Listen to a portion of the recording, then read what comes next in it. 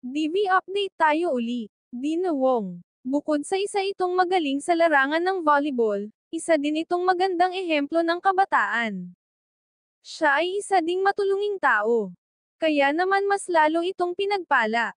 Nitong kaarawan niya ay hindi niya nakalimutan ang Dina Wong Outreach Program sa Sacred Heart Center. Kaya naman extended ang pabati nito. And of course hindi mawawala ang greetings ni Ivy Lacsina at mga surprises para sa kanya.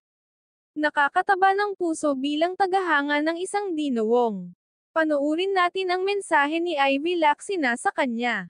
Hi Ate, happy birthday. Sana maging happy ka sa araw mo kahit tumigil kayo. And ayun, sana lagi ka maging healthy and sana more blessings pa sa'yo. At as usual guys, pinagkaguluhan na naman ang ating boss D ng mga nanonood sa laro nila.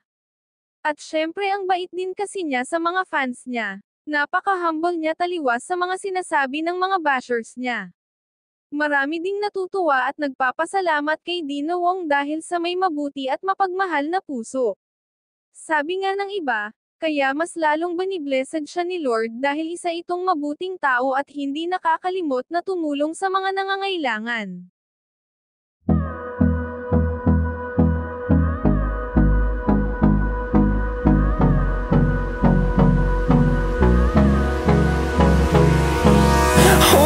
Close till I get up.